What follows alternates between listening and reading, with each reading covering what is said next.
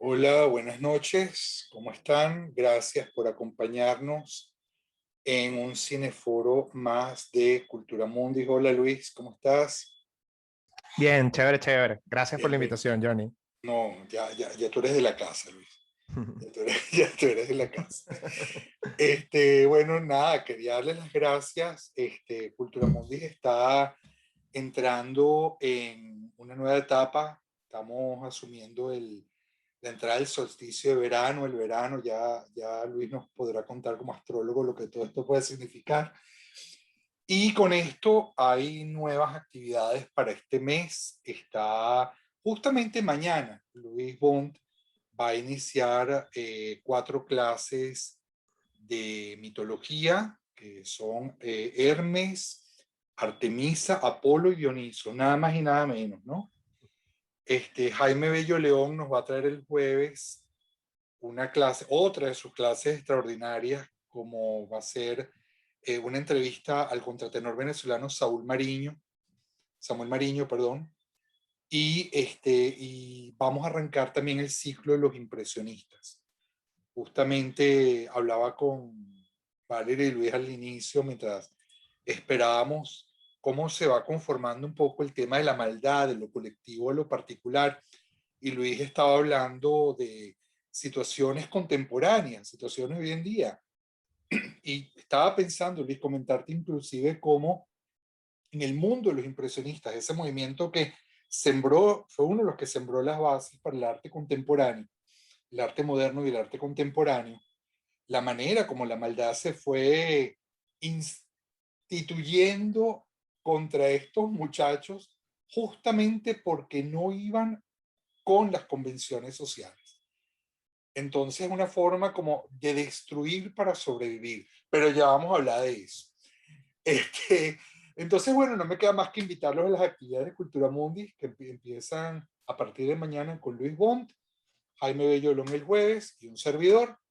Y ahora no voy a hablar más de Cultura Mundi, porque vamos a entrar en una actividad de Cultura Mundi con Luis Bond. Luis, ¿qué es esto de Cruella? Cuéntanos un poco, contextualízanos. A mí me Bueno, encantó, te cuento que sí, no paré de reírme, no paré de reírme. a mí también me encantó. Me encantó y Disney anda como en una etapa de expansión como estudio. Ya vimos que se ha ido adueñando de unas cuantas franquicias, compra Marvel, compra Star Wars, bueno, hay una cantidad de cosas que Disney ha estado adueñándose para llegarle como un público un poco más amplio. Nosotros en nuestro imaginario siempre Disney es igual a niños, Disney es igual a adolescencia. Y bueno, Disney ha querido ir cambiando como un poco la tónica, hacer historias como un poco más oscuras. Y se ha planteado este ejercicio que ha sido un poco desafortunado en unos casos y excelente en otros, de hacer live actions, versiones reales de sus clásicos, y en esa misma onda de reinventarse, están haciendo historias de orígenes específicamente enfocados a personajes antagónicos en una onda como de humanizarlos. El primero fue Maléfica, que yo siempre cuando doy clases digo que Maléfica nada es buenéfica, que más bien es completamente inofensiva esa película. Y bueno, vinieron con Cruella.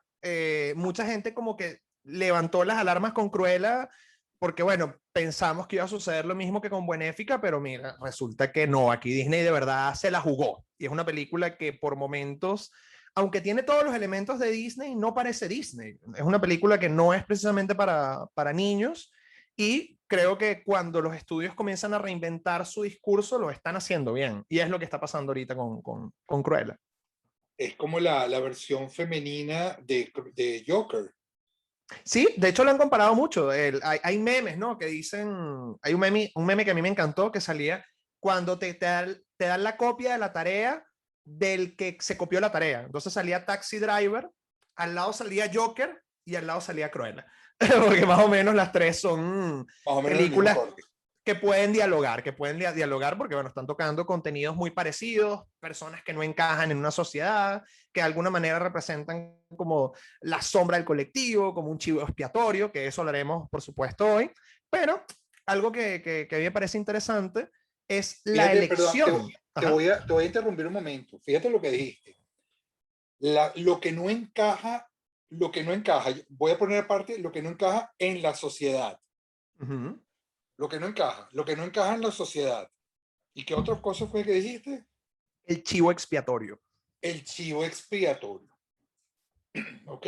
Entonces, fíjate, vamos a guardar esos elementos para cuando invitemos a Freud y a Jung, ¿no? Pero vamos a seguir contextualizando, por favor. Claro, claro, claro, claro. La primera lección, sin lugar a dudas, maravillosa, es el director. El director es Craig Gispelli. Tal vez la pronunciación no es correcta, pero el punto es que este director es el director de Lars and the Real Girl, que es una película que lo personal me encanta, con Ryan Gosling, y es el director de I, Tonya, que I, Tonya además estuvo sonando mucho en la temporada de premios 2017, y fíjate que es otra película que habla de otro de los puntos que vamos a conversar más adelante, que tiene que ver con lo materno. I, Tonya es una cátedra de lo materno oscuro, y Lars and the Real Girl es una cátedra de lo materno luminoso. Entonces, es un director que le interesa como es todos estos temas de lo materno, y por otro lado, uno de los guionistas, que es Tony McNamara, es el mismo guionista de La Favorita, de Favorite, de Yorgos Lántimos. Entonces, hay como una mezcla bien interesante de ese humor medio absurdo que tiene esta película de Yorgos Lántimos, esa pompa, esa irreverencia hasta cierto punto. Sí, vamos a decir que el registro del humor es como muy, es una mezcla como de, por un momento, humor físico medio tonto a lo Disney, pero también hay un juego interesante, más de humor de palabras, más de humor negro, de ironía, y todo eso me parece que es maravilloso porque elevan muchísimo el discurso. También llama la atención que justamente la cabeza del equipo de producción es Glenn Close, ¿no? Sí, además, Que ya había hecho Cruella. sí, en el 96 creo que fue, sí, 101 Dálmatas. Ok, o sea, aquí no hay nada, no hay nada que, ni como ningún detalle suelto, ¿no? Para todo esto. Exactamente. Y tiene algo muy sabroso, y aquí vamos a hablar de guionista a guionista, que es el tema del humor, el humor que se maneja en la película. A mí me pareció Sí. extraordinario, Luis, difícil y extraordinario. También porque es un humor que camina entre la tragedia y la comedia, porque cuando lo vienes a ver en perspectiva, oye, una niña que cree que mató a la mamá por accidente, que comienza de pronto a vivir con unos malandrines en la calle, que le habla a una fuente como si fuese la mamá, hay como una cantidad de cosas que cuando las vemos fuera del contexto de la película decimos, uy, esto es duro, pero la puesta en escena y toda esta cosa lúdica que tiene la película hace que pase como bajo cuerda. Es ese tipo de humor, no sé, como el que tiene Little Miss Sunshine, señorita Pequeño Resplandor, que tú ves Little Miss Sunshine sin las gafas del humor y es una cosa horrible, espantosa, pero cuando la ves con la gafa de la comedia, ok, chévere, de alguna manera se deja colar, no es tan cruel, pero si lo vemos, es una peli bastante cruel. Ahora fíjate, Luis, algo bien interesante. Otra cosa bien interesante que han surgiendo en esta conversación. Fíjate cómo dices, una niña que cree que mató a su mamá y se une a una suerte de malandrines. Volvemos otra vez a los opuestos y al equilibrio de Uh opuestos. -huh. Oliver Twist. Sí, exactamente. Oliver Twist. Lo que pasa es que ahí está la cuestión moralizante, ¿verdad? De la Inglaterra victoriana versus lo que nos habla esta película hoy del malestar en nuestro tiempo, en la cultura, como diría Freud. Esta es una película que nos enfrenta a un poco la misma crítica que surgió con Joker, la apología al mal, realmente la apología al crimen, la apología al mal. Eh, ¿Realmente es así? ¿Con qué nos está confrontando? Porque es el malestar en nuestra cultura. Porque el Claro, hecho que se haga Cruella, que se haga Joker y que vengan ascensos de Taxi Driver, nos habla de un síntoma en nuestra sociedad.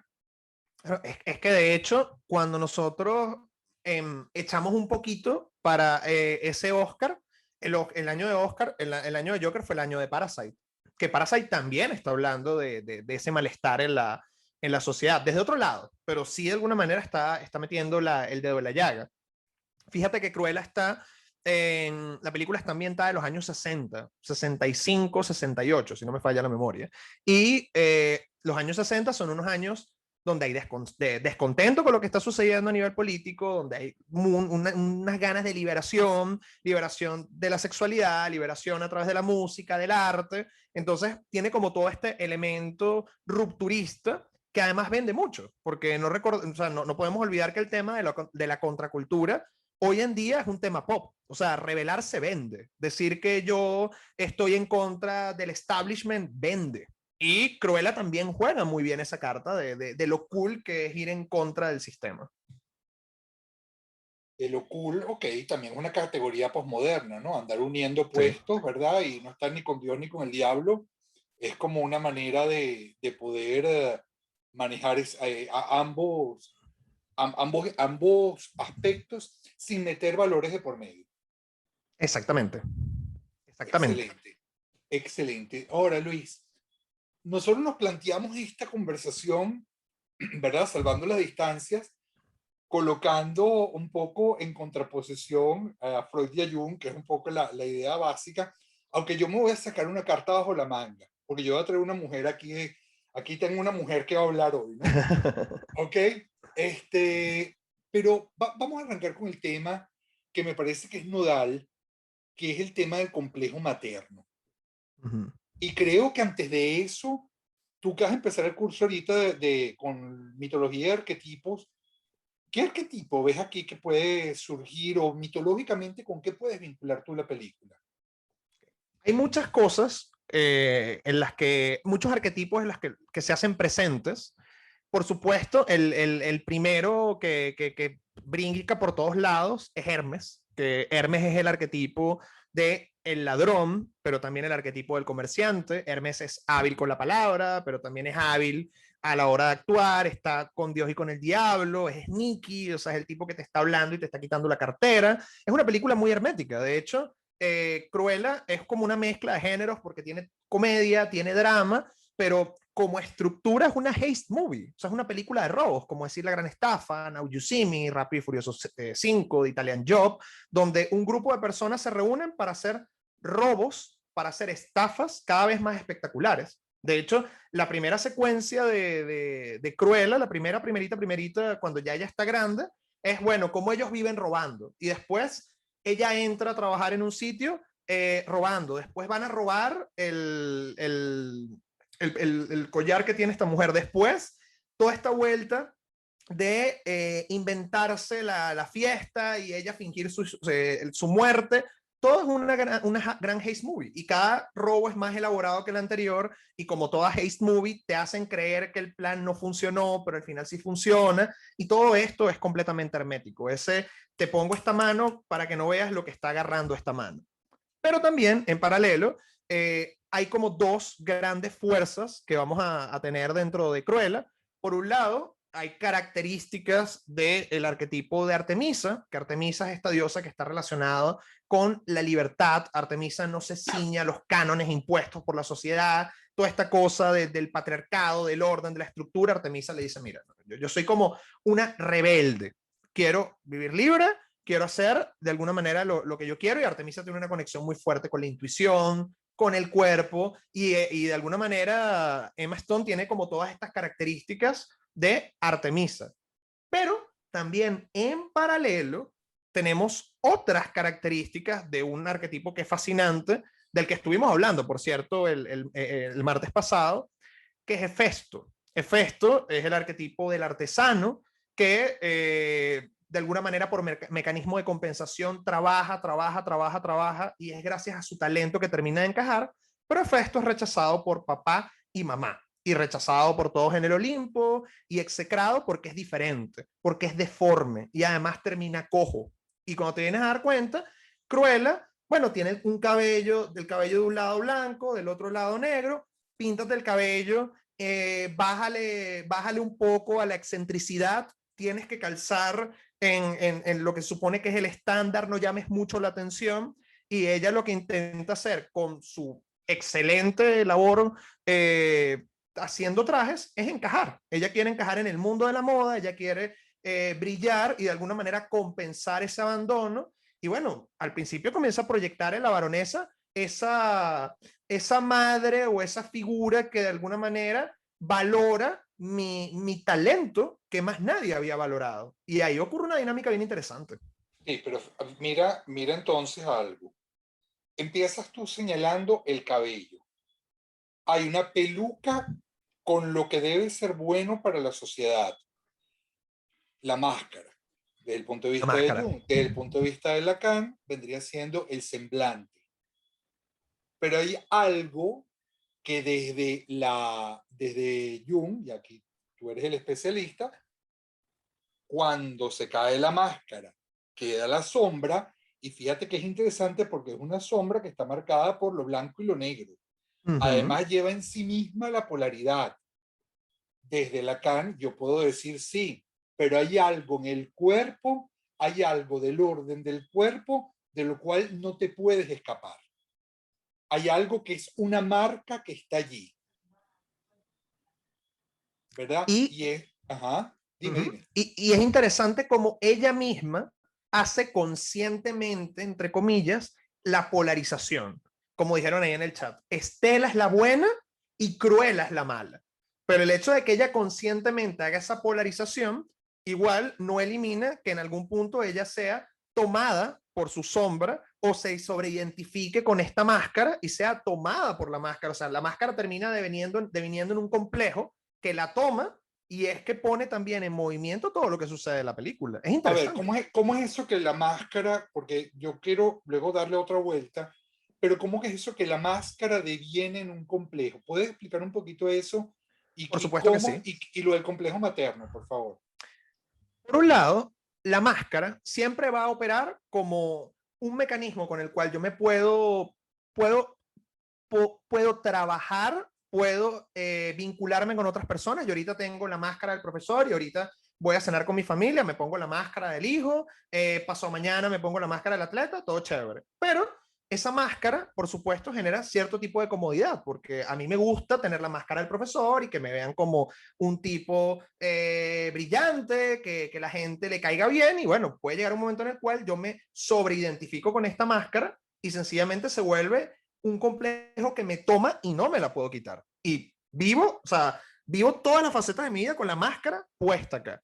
De alguna manera, lo que está sucediendo con Cruella es que ella adopta la máscara de Estela y se da cuenta que con la máscara de Estela ella puede lograr cosas. De hecho, en algún momento tiene esta fantasía de, bueno, ya Cruella no va a existir, pero cuando aparece el elemento materno, que es precisamente cuando ella descubre que esta figura que de alguna manera la contiene, que le da apoyo, que es la baronesa, que le da como algo de estructura, resulta que ella es la culpable de que su madre haya muerto, entonces comienza a aparecer esa sombra que la máscara de la niña buena había generado, que es Cruella, que es la que va en contra del sistema, que es la rara, que es la violenta, que es la que va a transgredir, y poco a poco Cruella se va adueñando de ella hasta que al final ella, ya Estela no existe y quien existe es Cruella. Tanto es así que todo el plan que termina armando acaba con se murió Estela y ahorita es Cruella. O sea, listo, ya la otra no existe. O sea, ya esta división no existe por completo. Entonces, ahí hay algo que a mí me gusta enfocarlo, Luis, y cuando te decía que hay una mujer aquí con la carta bajo la manga, yo la voy a sacar ahora, que es Melanie Klein. Melanie Klein es una extraordinaria psicoanalista que después de que Jung se separa de Freud, mucho tiempo después, vamos a calcular alrededor, eso fue en el año 1912 aproximadamente, más o menos 8 años después, para ser más o menos preciso, va a traer un elemento que viene aquí a colación y que es bien interesante y que quizás tú luego puedas complementar desde recuerdos desde conflictos del alma infantil. Y tiene que ver con lo siguiente. Fíjate que tú señalas muy bien el tema de una niña que cree que mató a la madre.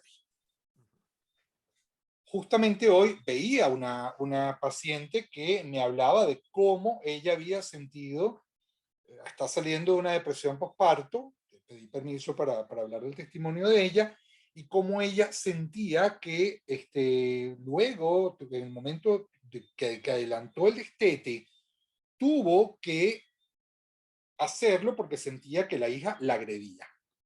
Melanie Klein, de una u otra manera, adelanta algo que son el sentimiento, hace un análisis profundo del sentimiento de la envidia. No solamente el sentimiento de la envidia, sino el sentimiento de la culpa que acompaña a la infancia. Celos, culpa y envidia. O sea, la infancia no es nada lindo ni es nada hermoso. Y fíjate cómo esta es una niña que crece a partir de creer que ella mata a la madre.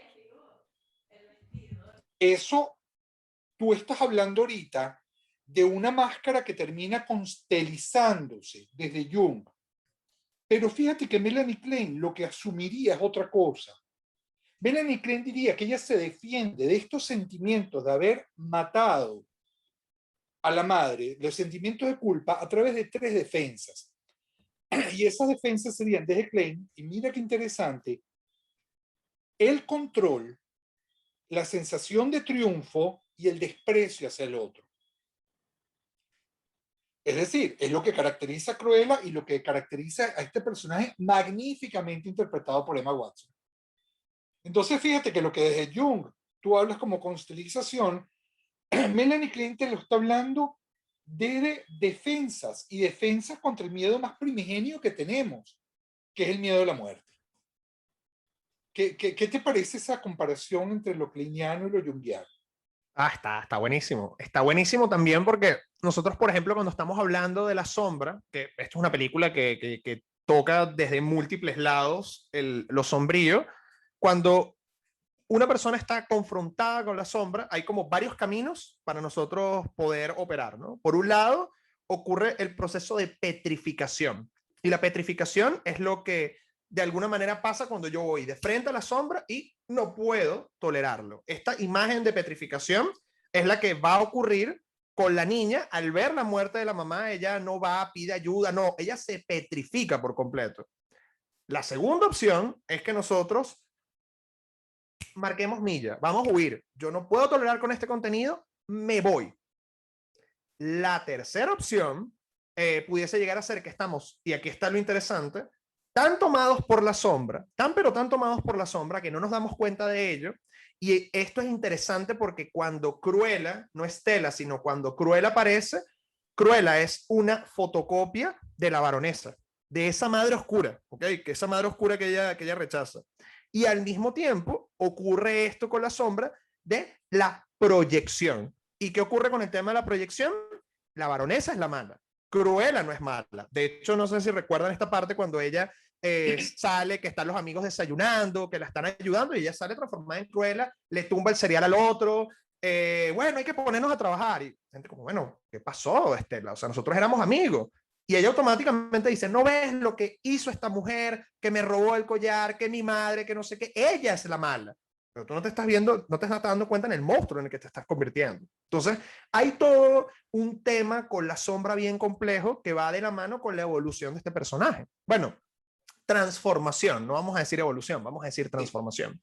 Fíjate que Geraldine Tirado, hay dos, Victoria Díaz y Geraldine Tirado nos ayudan a orientar un poco esta conversación.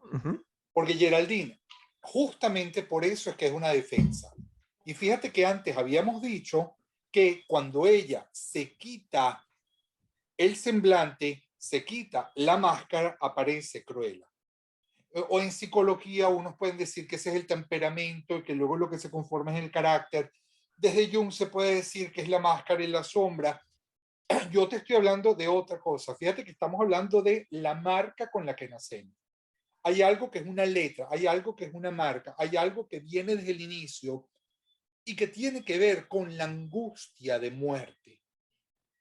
Es la angustia de muerte que marca a esta niña desde sus inicios, que posteriormente, cuando ella se viene a dar cuenta de todo lo que ocurre, de qué pasó, primero el sentimiento de culpa frente a la madre y luego que todo lo que le toca vivir, se arma, se protege de la muerte, del sentimiento de muerte, de la culpa, a través del control, triunfo y desprecio, que son estas defensas primigenias del ser humano.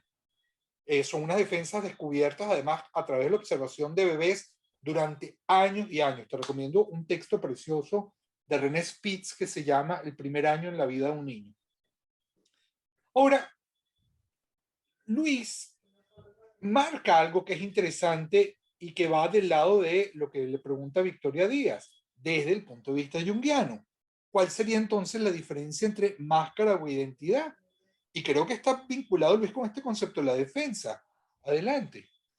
Bueno, si, por ejemplo, yo tengo un ego bien formado, si yo tengo mi identidad, entre comillas, clara, y yo puedo decir, hay una serie de significados que le dan sentido a mi ego, pues yo puedo elegir máscaras que se parezcan o que sean congruentes con esa identidad que yo tengo. Pero la máscara siempre va a estar al servicio, entre comillas, del ego, aunque en algún momento la máscara puede tomarnos, o a veces pasa lo contrario, que la máscara es muy débil y sencillamente no opera. Lo que sucede acá con Cruella es que Cruella desde pequeña debe asumir una máscara que es la máscara de la niña buena, y es una máscara que es incongruente con eso que está diciendo Johnny, que es esa naturaleza, eso que ya trae genético. Entonces ella constantemente está como viviendo con una máscara de que yo soy la niña buena, que yo tengo que encajar. Estos diálogos que ocurren en la fuente de mamá, pasó esto, mamá, yo soy buena, mamá, no sé qué, y al final todo lo que va ocurriendo en Cruella es precisamente que se destroza por completo esa máscara y ella dice, mira, vengo de esta mujer que es una psicópata, soy hija de una psicópata, no soy hija de la mujer más tierna del mundo como yo pensaba, y tengo que asumir esto que soy. Y por supuesto es algo muy, pero muy, pero muy fuerte. Si nosotros, por ejemplo, estuviésemos hablando desde un punto de vista arquetipalmente estructurante, nosotros tenemos un par de junguianos como son Neumann y Byton, donde ellos plantean, bueno, Neumann arranca y después Byton como que termina de meterle pintura a la cosa, que bueno, hay como varias etapas dentro del proceso de crecimiento, ¿no? Tenemos la etapa urogórica donde somos uno con mamá, después la etapa de la gran madre donde estamos tomados por lo materno, y después llega la etapa del gran padre, y una vez que nosotros pasamos estas tres etapas, entramos en la frecuencia heroica, etcétera, etcétera. Pero ¿qué es lo interesante acá? Cruella está completamente tomado por lo materno, tanto por la madre ausente como por esta figura materna que es la baronesa. Y fíjate que cuando entra un elemento paterno, masculino, que es el asistente de la baronesa, y este elemento paterno de alguna manera hace que ella se reconcilie con sus orígenes, porque dice, bueno, sabes que el varón era un tipo chévere, la baronesa era la mala, y él es el que le da la verdad y toda la cosa. Ocurre un movimiento donde ahorita, una vez que ella ya tiene un contacto con lo masculino y lo paterno, tiene la posibilidad de crear nuevos significados a ese ego y asumir, soy Cruella, y vamos para adelante. Eso sería, Luis, dentro de lo que estás diciendo, en términos freudianos, asumir la castración. Y fíjate que hay algo que es muy interesante, que me gustaría luego que pudiéramos comparar a nivel de psicología y psicoanálisis comparado, esta etapa urobórica, porque fíjate que Cruella es, la película gira alrededor de dos mujeres que van tras algo que han perdido. Exactamente. Hay algo que sería lo agalmático desde Lacan. Lacan hablaría del falo. O sea, el falo no se refiere al pene, el falo se refiere a ese algo que se ha perdido y que tiene una connotación absolutamente fálico, que viene a completar al otro. Sin embargo, en lo que tú estás señalando, en la etapa urobórica, ¿a qué se refieren desde Jung? Porque estamos en los inicios y Klein marca eso y que claro. viene Freud. En la etapa urobórica, el niño y la madre son uno solo. No hay diferenciación entre mamá y yo. Esto nosotros podríamos verlo, por ejemplo, llevándolo a la mitología y llevándolo al arquetipo, la dinámica que tiene Core con Demeter. Mamá y yo somos una sola. O sea, no puedo existir sin mamá. Después de esto vendría esa etapa de la gran madre, que es entonces donde yo entiendo que mamá está separada de mí, pero todavía tengo que enfrentarme a todos estos contenidos de lo materno y poder integrar estos contenidos que pueden ser lo que Joseph Campbell llamaría la integración o la conexión con la diosa, o también llama, cuando no se hace correctamente, la mujer como tentación, que es como yo soy devorado por lo femenino, como de alguna manera no lo puedo. Ajá. Y fíjate que Lacan dice, a propósito de un comentario de Susie Wanich, que es importante frente al deseo de la madre, ¿ok? O frente a este deseo, digamos, sí, el deseo de la madre, que aparezca lo que se llama el nombre del padre para ponerle un freno, ¿verdad? Como un palito en la boca de un cocodrilo. Susie Wanich dice, es que lo paterno afianza la identidad, oriente y guía. El problema, Susie, es cuando no está eso. Y tenemos que recordar algo, al menos desde Lacan, que lo femenino es lo femenino. Ahí está, la mujer es la mujer, ¿ok? Y cada mujer es diferente. En cambio, ser padre es una función.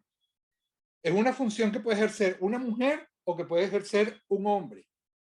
Es lo que pone justamente el no. El no puedes, que pone el límite. Y por eso la película también podríamos decir que es una película sobre el goce femenino, sobre la locura femenina, que no tiene límites. Ningún hombre puede llegar a lo que ellas hacen y los pobres asistentes de ellas son arrastrados, pero no se les ocurre eso. Y Cruella es una mujer sin límites. ¿Ok? Hasta que, como muy bien Luis está señalando, y como Susi marca, aparece lo masculino en este representante del padre que logra poner un límite. Sin embargo, fíjate Luis, en la descripción del Edipo femenino, Freud marca algo que es muy interesante, porque el primer objeto de amor de una niña, ¿quién es? El padre, no la mujer, la madre. Y esta niña que ama a su madre termina rivalizando con la madre por el amor del padre. Es decir, no solamente tiene que rivalizar con el primer objeto de amor, sino además, para ella poder acceder luego a una identidad, tiene que identificarse con la mujer que odia. Y además, Johnny, para afianzar esto, date cuenta que no hay ninguna figura masculina, y cuando hablo de masculino, estoy hablando de lo que dentro de la gramática junguiana sería animus, estructura, planificación, orden. No hay. O sea, ella es más animus que los secuaces que tiene. Los secuaces son ánima. Exactamente, son completamente ánima. Es una película totalmente femenina. Sí. Es una película sobre la locura femenina. Y fíjate también que nosotros hemos estado hablando mucho Perdón, Luis, perdona, Luis, disculpa, pero no quiero que las damas que están aquí presentes lo malentiendan. La locura femenina, ¿qué se refiere? El no límite en la mujer. El hombre es 2 y 2 es 4. El hombre se define por el tener. La mujer se define por el ser. Pero hay algo en la mujer que es capaz de ir más allá. Una mujer que va a defender a un hijo puede hacerlo contra el mundo. ¿Ok? Hay algo que tiene, que es lo que en psicoanálisis se llama la locura femenina, que es el goce femenino. Las y el ménades. goce femenino, las ménades en Jung es aquello que no tiene límite. Y fíjate que en la película no hay hombres, no hay ánimos, por decirlo en tu lenguaje. Me gustaría si puedes ampliar un poco lo de las ménades, Luis. Claro, por supuesto. Las ménades son estas mujeres ménades y también vacantes, ambos términos son intercambiables, que acompañan a Dionisos, que es el dios de la emoción, por ahí alguien lo trajo en el chat, y que entran en un trance frenético cuando están, bueno, entre la danza, el alcohol, y están por completo entregadas a las emociones. ¿Y qué sucedía con las ménades? Bueno, cuando ellas estaban en su círculo bailando, gritando, viviendo esta locura, ahí no podían haber hombres. De hecho, si un hombre se acercaba, era destrozado por completo. O sea, destrozado. Está la historia del rey Penteo, que cuando Dionisos llegó a visitarlo, lo quiso encadenar, se soltó. La mamá, fíjate, ya que estamos hablando de lo materno, va al cortejo de Dionisos y Penteo se tiene que disfrazar de mujer para de esa manera ver qué está pasando con la mamá, y evidentemente lo descubren y le terminan arrancando la cabeza, lo terminan destrozando, porque lo femenino destroza toda la estructura que genera lo masculino, que tiene que ver con estos elementos que estamos hablando del animus. Y de nuevo, nosotros no estamos hablando de hombre-mujer, estamos hablando de bueno, claro, aquí tenemos mujeres, pero estamos hablando de este principio junguiano de la androginia psíquica. Estamos hablando de energía femenina. Hay hombres que son muy ánima, hay mujeres que van a ser muy ánimos. Y precisamente cuando nosotros vemos los asistentes de Cruella, son completamente ánima. Mande señora, lo que usted diga. Y fíjate que uno de ellos es el que le habla a ella del amor. Quien habla de amor es uno de los asistentes. Y ellos la van a abandonar por falta de amor. Okay, no la abandonan por otra cosa. Ellos quieren ser amados. Ellos quieren ser reconocidos. Y además, ellos son los que en todo momento practican la empatía, porque ella llega a la casa y dicen, bueno, acuérdate que fue lo que sentimos al perder a nuestra mamá. Le cantan cumpleaños, vamos a conseguir tu trabajo para que cumplas tus sueños. O sea, ellos están operando como ese lado materno, o sea, ellos están constelizando esa madre que la contiene, le da hogar, le da sustento psíquico, ellos son el hogar, básicamente. Y fíjate cómo ella también termina rebelándose contra esa estructura materna que vendrían siendo ellos, porque de alguna manera están constelizando a la madre ellos en todo momento. Es bien interesante otro punto que quería traer acá cuando dijeron lo de la máscara, que es obvio, pero no es tan obvio. Fíjate que toda esta pelea se da haciendo vestidos, ¿okay? Haciendo vestidos. ¿Y qué es un vestido? Otra máscara que te estás poniendo. Y Cruella constantemente tiene que jugar este juego de máscaras de me pongo la peluca y cuando me pongo la peluca tengo mi supuesta identidad aprobada por todo el mundo y cuando me quito la peluca, que tengo mi identidad, que tengo mi ego, estoy disfrazada y tengo una máscara. Entonces hay una transposición de términos entre máscara y ego sumamente, entre persona y ego sumamente interesante. Sí, esto va por lo de la pregunta que tenía que ver con el tema de la identidad. Ahora, estás diciendo lo de los vestidos, Luis, y está esa escena extraordinaria con las bolsas de basura y cuando ella sencillamente arropa a la otra a través del desecho. Sí. Porque ella es un desecho. Ella es un desecho de la madre. Hay escenas donde ella duerme en la basura. La escena donde ella al final se deja caer. O sea, es el tema de dejarse caer. Es casi que un Ícaro al revés, ¿no? Pero exactamente. Es un dejarse caer. Mientras la otra está lanzada. O sea, ¿quién está arriba? ¿Quién está abajo? ¿Quién cae? ¿Quién sube? Y yo, ¿cómo me puedo salvar desde los desechos? Hacer con esto en lo que me convirtieron. O en lo que me convertiste. Sí.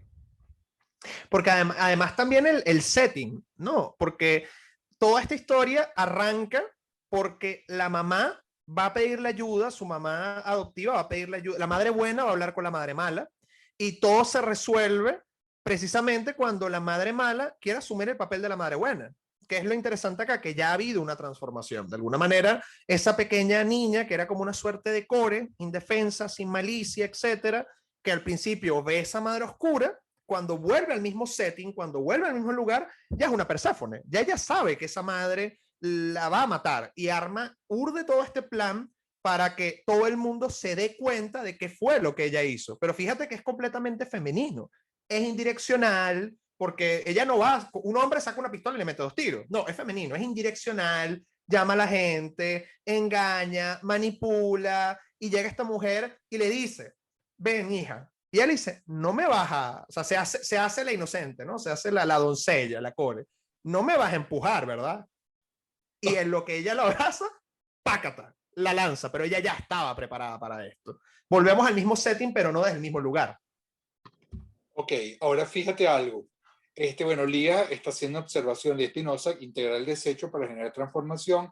Y Ana Victoria Corrado, también tenemos desde Ana Victoria, sí, correcto, es el ánima, y tenemos alguien de Panamá que nos está dando también algunas observaciones súper interesantes como para verlas.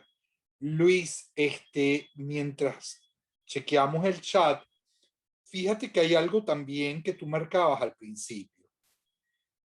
El tema del desecho, ya que Lía nos habla de la integración del desecho, y yo te hablo de Jacques Miller desde la salvación de los desechos y su relación con el malestar en la cultura. Taxi Driver es un desecho. Claro. De hecho Travis tenía esta frase donde decía, ojalá que llueva todo lo que vaya a llover y no va a poder limpiar la lluvia, la inundicia, las prostitutas, las drogas, o sea, la Ahí ciudad va, del Joker completamente sucia. ahí va. Gotham es completamente sucia. Sí. ¿Ok? Y Cruella. Es interesante que en nuestra sociedad, hoy en día, nuestra sociedad en pleno COVID, lo que está sucediendo como las consecuencias del COVID, la gente que no se puede vacunar, la gente que ha sido víctima del COVID, el mismo COVID desde la hipótesis de algo que se escapó, que se fue del control.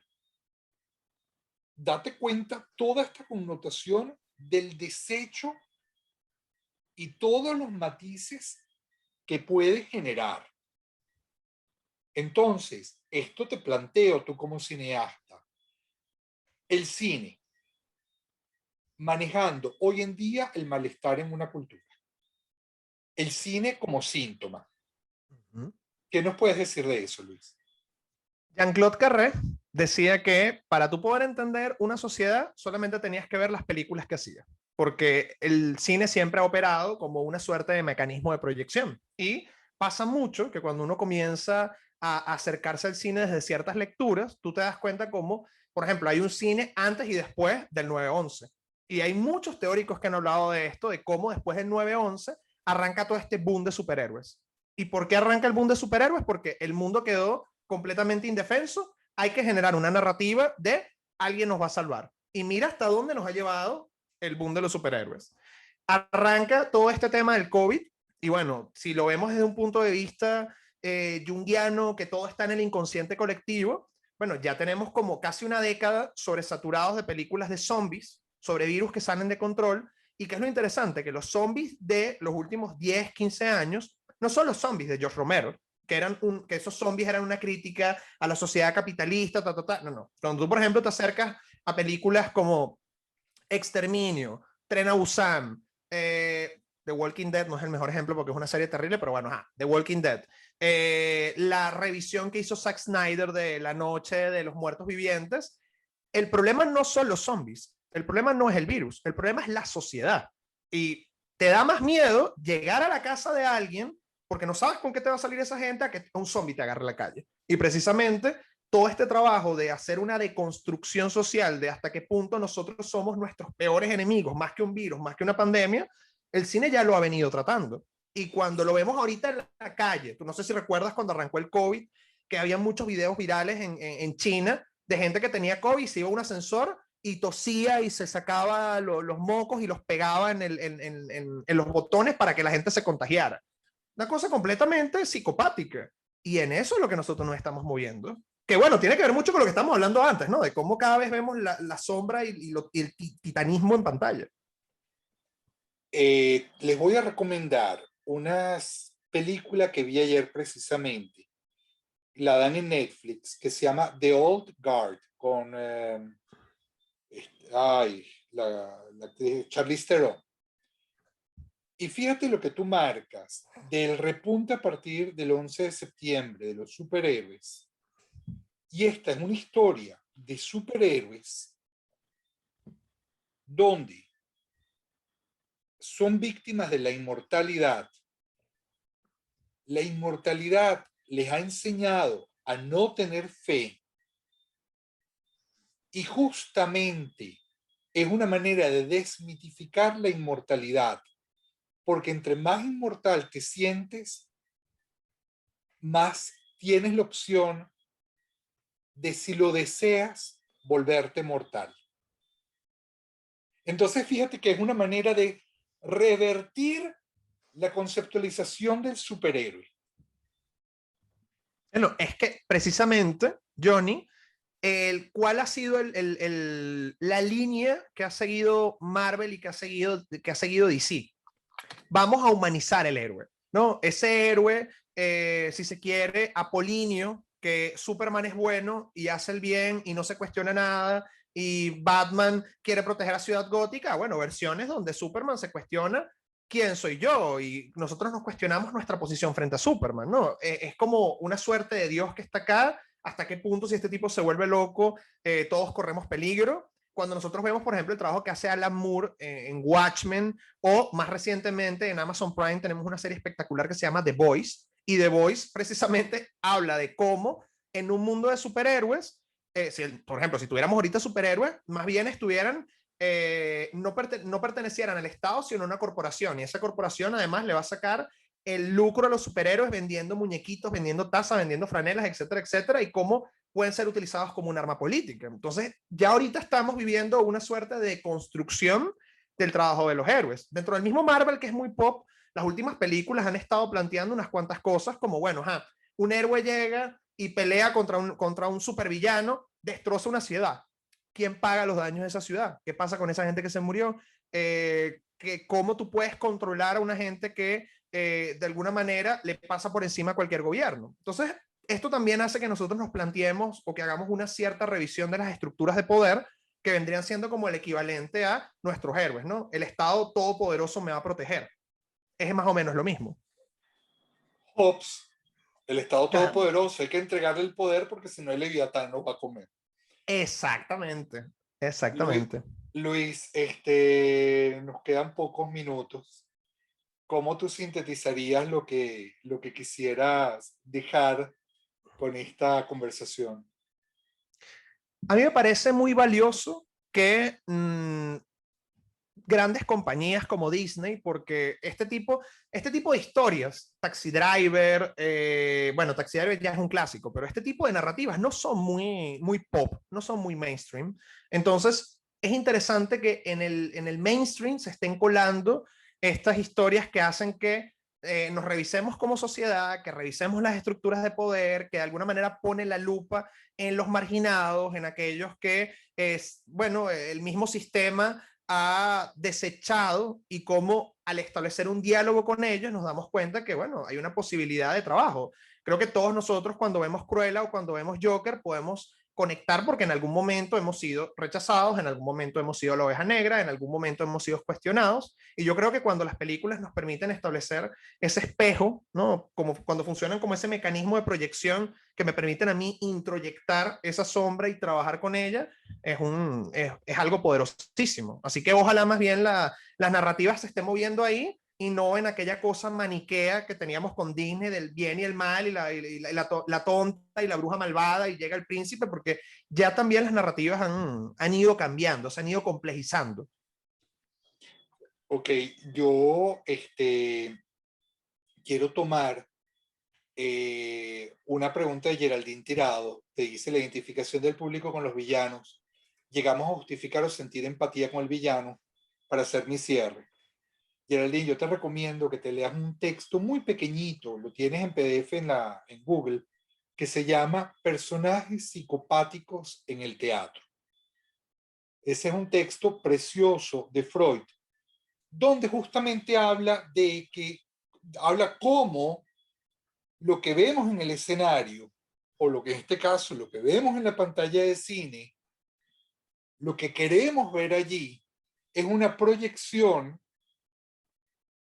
de lo que tenemos adentro y que muchas veces, por ser lo más familiar, se convierte en lo más siniestro. También Jung lo marca, no me recuerdo en cuál texto, pero tendemos, porque la angustia está allí y la angustia hay que colocarla fuera, porque si se queda dentro del cuerpo, nos muerde y hace estragos. Entonces hay que colocarlo fuera. Y cuando dices, establezco empatía, es porque directamente hay una parte de tu yo que estás colocando allí y te estás identificando con algo.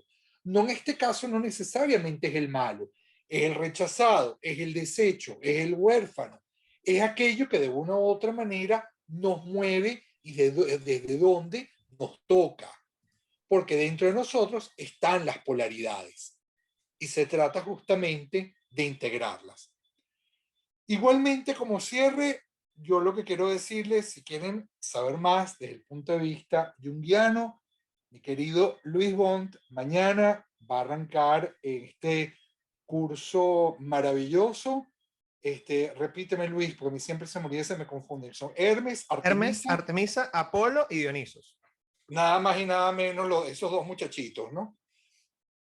Ok, entonces ahí lo pueden ver, pueden escribirnos por Instagram, arroba Cultura Mundis, buscar nuestra página web, culturamundis.com, y con muchísimo gusto vamos a estar allí atendiendo.